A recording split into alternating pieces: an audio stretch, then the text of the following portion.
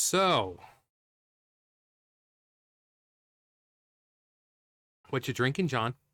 It's actually hot chocolate. It is Silly Cow Farms. Comes in this cool little glass jar. I'm keeping it so I can put in stuff to snort later on. But this is chocolate, sea salt, and caramel. I've had it for like a year. It's just my roommate got it for me. Was it last Christmas? I think it was either last Christmas or like around Easter or something. I don't know. I guess she saw it was like maybe on sale or something, like Ollie's or some shit. But like you can see the little price tag there. But yeah, it comes in this nice little glass jar, and it's really good. And it doesn't go bad till 9/28/26. So it's sitting up there for a year. But yeah, salted chocolate, sea salt, and caramel. But I only had like down there, so I had to use 2 packets of just regular cocoa mix. But yeah, that's what I'm drinking right now. After a year, I started drinking this stuff last week, I think. But now I get to keep the bottle because it's really, really cool. Anyway, leaks. So take this with a grain of salt, a whole bag of it, or an entire ocean's worth. Okay, because there are some people who aren't smart enough to make it through just a few minutes of my video to find out that I'm saying that it's a leak and to not take it seriously.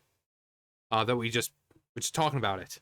So a leak, nothing substantiated or confirmed. The person who did the leaking may be completely illegitimate and may not be serious at all. But just like game leaks and stuff like that, we like to talk about these things as if they were real. So before you people get some, angry at some fucking nobody on the internet, like, oh my god, you fat fucking incel, trying to pass this off as a fucking real, this is why I hate you fucking chuds, and blah, blah.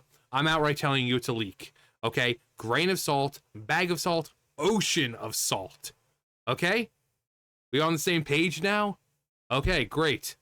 Accolon, who I watch mostly for his WoW stuff. I don't really play WoW much anymore. I haven't played since November. But I do like his videos, theory stuff and stuff like that. Apparently received a leaked email, leaked Ubisoft email from employee calls activists dead weight. They are. They are dead weight because they are the ones holding down these projects. Because when the activists come out and they start saying that you're a bunch of phobes and isms for not liking the game, that's going to drag the game down. We've seen it in just 2024. Look at how many times companies came out and said, oh, well, if you don't like it, don't play it. The game's not meant for you. You're just a bunch of phobes and isms and blah, blah, blah. And what happened to the game? It failed. It failed because the activists have to keep coming out and attacking the fans. So, Ubisoft in disarray, leaked insider email highlights complete organizational dysfunction overrun by activists. Up and coming YouTuber Accolon. Accolon he's been doing this for 7 years. He's not exactly up and coming. But I know he has like a newer channel called Accolon TV. It's only, hang on. So here's his one, Accolon 45 almost, or and then you have this one like 20, about 20K. So like this one is, but if you go back to his other one, videos, he's not exactly new at this. So 7 years, not exactly new to the game here, but sure, whatever. Up and coming YouTuber Accolon TV recently shared a video covering a leaked email from an employee at Ubisoft sent directly to him that completely exposed the gaming giant's current ongoing inner destruction. Before creation must come destruction. Accolon went through the detail discussing info that shed more light on Ubisoft's struggles, organizational inefficiencies, and they're increasing alienation from their own developers and gaming audience in general. The report perfectly exemplifies the crumbling foundation of a once revered gaming giant. Yeah, like think about it. Early 2000s, like Ubisoft was on top of the world, one of the best gaming companies. Now look at them. Now look at them. They're just,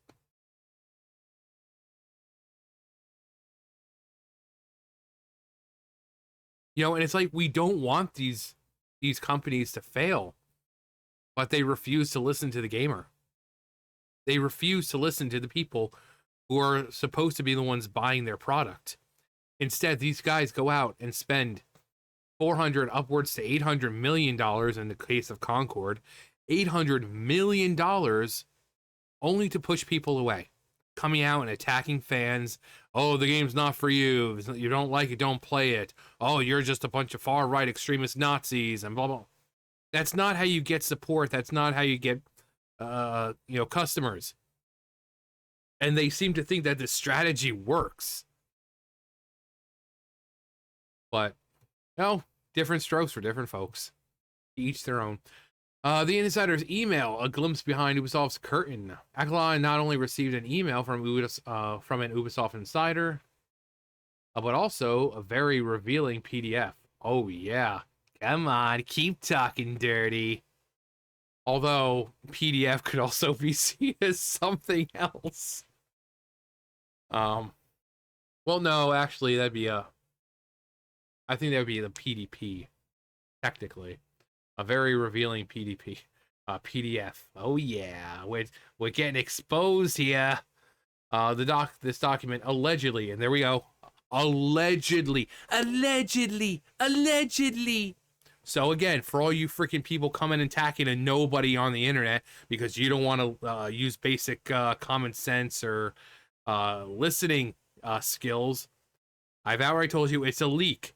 Grain of salt the entire time. If we do talk about it, we do like to talk about things as if they were real, even though they're not. So this is alleged, okay? Before you start, oh, you fat fucking incel, okay? Alleged. You know what the word alleged means? Good. Congratulations. Allegedly originated from someone on Ubisoft's market research team, detailing the company's repeated failures. What stood out to me was how Ubisoft developers laughed at the document, as all it did was highlight the very same issues they've been raising for years. Issues that Ubisoft leadership ignored until it became a crisis. So much so that they're almost bankrupt now. The disconnect between Ubisoft developers and upper management is nothing short of insane. Developers feel unheard, and decisions often dictated by market researchers and logistical bottlenecks, rather than creativity or a real kind of expertise in the gaming world. While the document doesn't mention DEI specifically, it's hard for me to hear all this and not immediately jump to that conclusion. I mean, it's a mixture of things.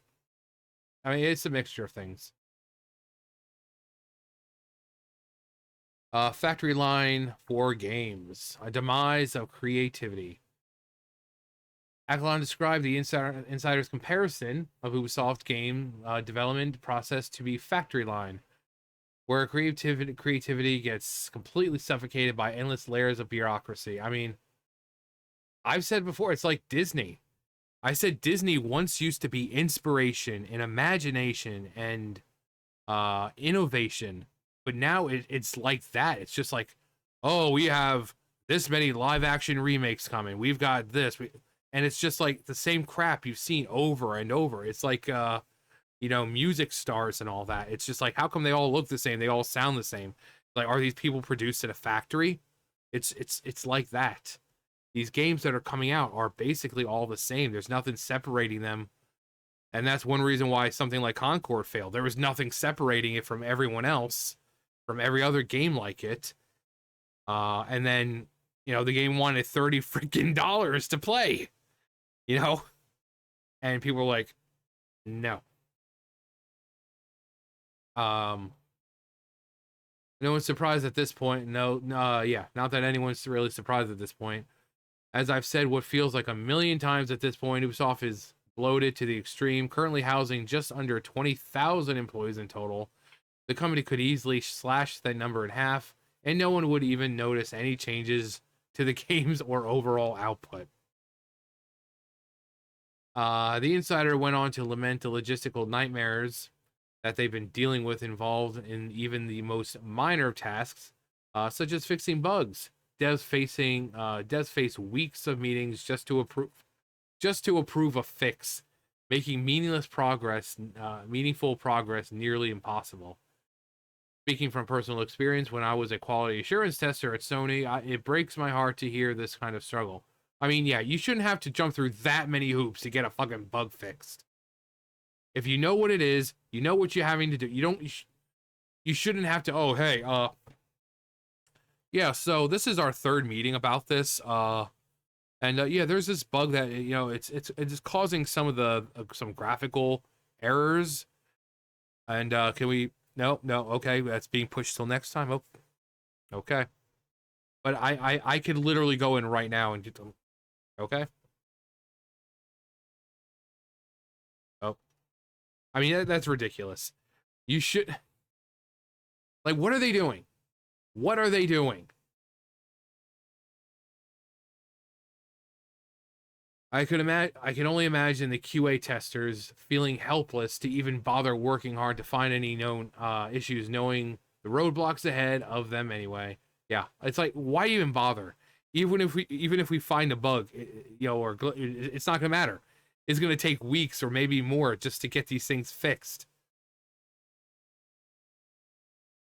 When I would find bugs, I would log it, have it sent to development, interact, and have it back and forth when necessary, and even at times sit with a dev in person to explain what specifically was happening to ensure they understood and they could have it fixed, sometimes even in the same day. Yeah, there's no reason to be going on for weeks about a bug that you're trying to fix. There is no need for that. This factory-like approach over at Ubisoft has driven out the superstars, the best and the brightest developers who seek opportunity at companies that value innovation over politics and process. Any real talent at Ubisoft at this point is all but gone, according to the leaked email. The developer hierarchy, talent versus activism. Speaking of superstars leaving, a striking insight from the leak was the classification of Ubisoft developers into three categories. Superstars, highly skilled and often well known. Most have already left Ubisoft. Good developers, talented but not prominent enough to secure jobs elsewhere. And deadweight, lacking technical skill but thriving as political activists. I mean, isn't that what most of these gaming companies are now? Just activists. They don't care about a good story. They don't care about genuine characters. They don't care. They don't care. They're just activists and they just find ways of pushing their activism. The insider went on to specifically criticize the third group, suggesting they prioritize social change and activism over actual development, further alienating any of the talent that remains. Even the insider was fed up with the activism in gaming and felt that it was genuinely detracting from the overall quality of the work done at the company on a daily basis. Yeah. Yeah. A shift in strategy? Or a shift in strategy, focus over inclusivity. The leaked PDF pointed that Ubisoft finally recognizing this failed attempt to cater to the widest possible audience, modern audience. While Accolon didn't show the PDF specifically for fear of giving away the source, everything he talked about lines up with how Ubisoft has come out with additional information on Assassin's Creed Shadows in the days following the leaked email. So I'm inclined wholeheartedly to believe it. Still alleged. He may not say alleged. The document reportedly emphasized the need for focused video games targeting specific audiences. Ubisoft's research reveals casual gamers buy an average of 1.4 games per year, often following the recommendation of hardcore gamers and influencers. Interestingly, As I stated earlier, the document avoids mentioning DEI initiatives directly, but it's clear to anyone paying attention here that these strategies have indirectly contributed to, yeah, because people are tired of playing bad games. Bad games that have that kind of crap shoved in your face. If you're going to have diverse characters, make them genuine. Like, this is a company who took Yasuke, a faker who really wasn't even that prominent in Japanese society back then, made him the main character, and in the trailer, they threw a rap track in the video for him. I mean, one, that sounds incredibly fucking racist. And two, it's like, hey guys, see, look, rap track associated with the black man. We're down with the times. Like, what? With in all your pandering, you didn't you thought that that was a good, not traditional Japanese. No, no. Let's add a rap track in there for him, because that's not racist at all. People are just tired of the pandering. You create these characters or whatever, and they're never genuine. They're just stereotypes. And people, these companies think they can keep gaslighting you into believing that, oh, it's not happening. It's not happening. We're not doing that. We're not making characters diverse for the sake of being, well, then why aren't they better written? Like, why does your black character have to be stereotypically black? Why do your gay characters have to be stereotypical gay? Why are none of them genuine? But sure, it's not happening or anything. The leadership void when bad developers become team leads.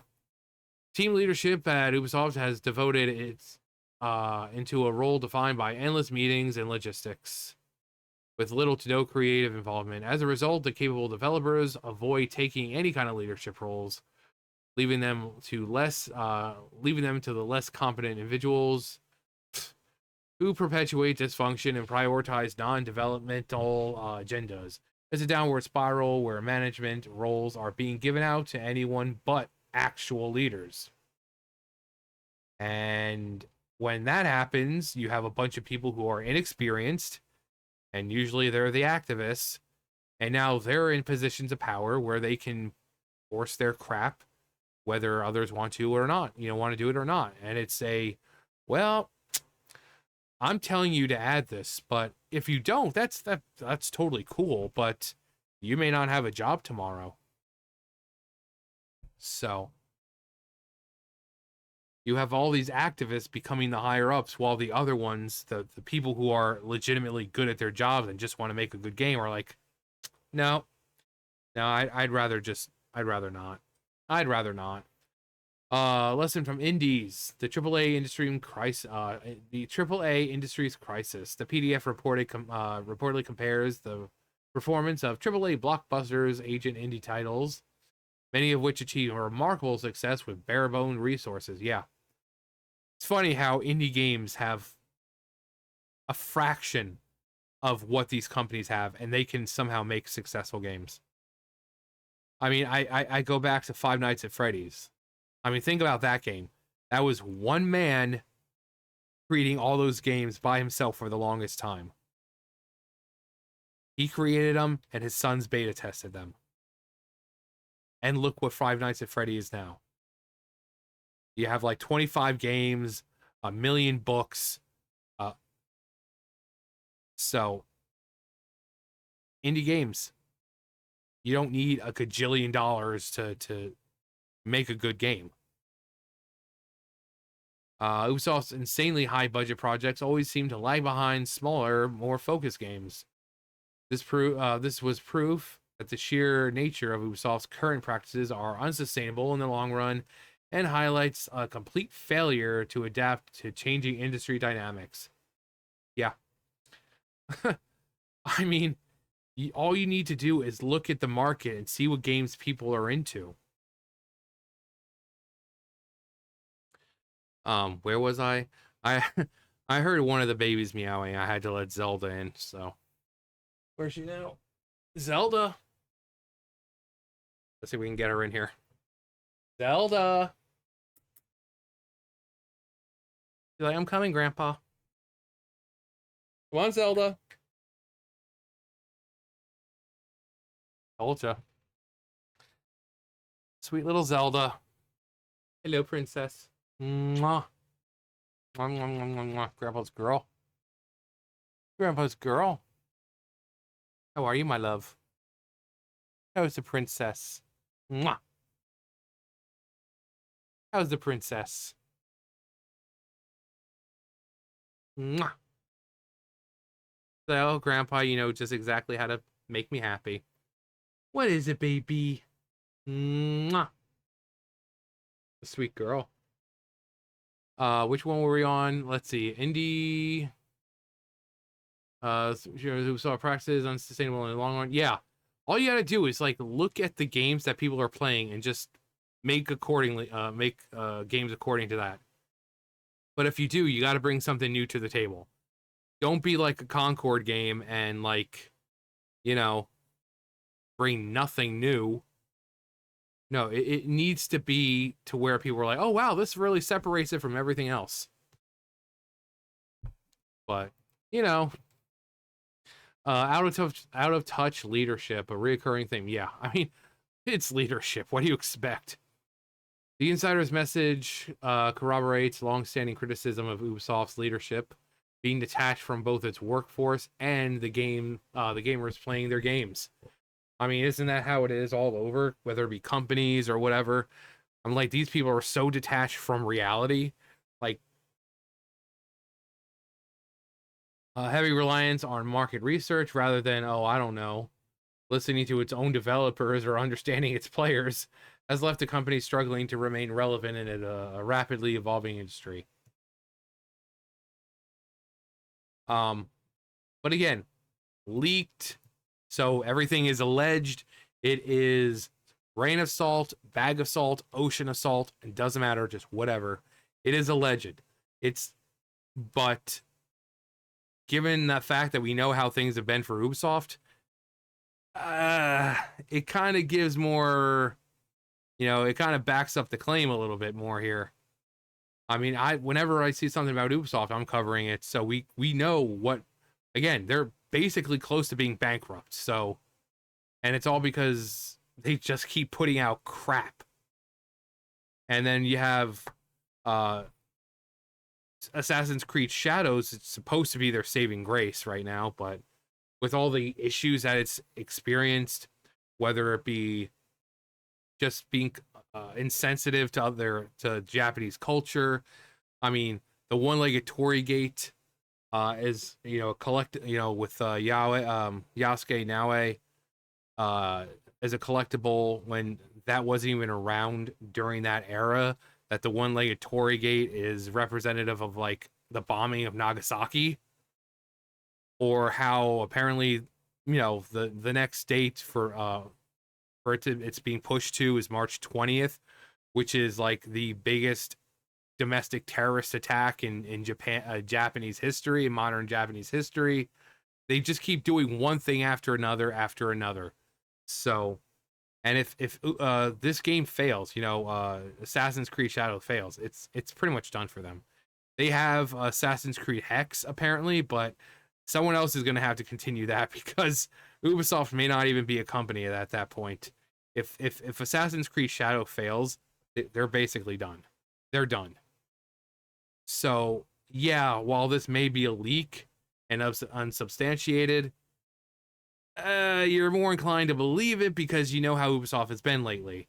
Still, it's still alleged, okay? Still alleged. We're just talking as if it was true. So again, before you freaking people start raging on your freaking keyboards or your phones, oh, you fat incel, oh, this is why I hate YouTube grifters and blah, blah, blah. I'm outright saying it's a leak. I'm outright saying grain of salt. I'm outright saying alleged. I'm saying all that. So if you can't comprehend any of those words or, you know, whatever, it says more about you. But I wouldn't be surprised activists being called dead weight, because that's what they are. They drag everything down because they're not in there to make a good game. They're in there to push their activism. The game part is the last thing on their mind. And then even when they have a chance to make, you know, to push their activism, like I said, they have a chance to make these diverse characters, but they're always stereotypes. You know, I've said before, if you're gonna make if you want to make a character, a diverse character, you have a character, right? You say, oh, they're gonna be, you know, they're gonna be male, they're gonna be black, they're gonna be, and then you go around, even if they're not male, to your other black employees, and you take pieces of their stories and you put it into the character, so that way it feels genuine because it's coming from real people. Don't just go with this whole, oh, we're gonna make a black woman and she's gonna be a strong, powerful woman because, Black Queen slay, and whatever other bullcrap. No, that's not genuine. That's forced. But hey, I'm just some fat fucking incel living in my parents' basement who I'd have no idea what I'm talking about. Who cares about genuine characters when you can just create queens that slay? Anyway, that's gonna do it for me. You guys know the drill. I'll see you guys later. Bye, guys.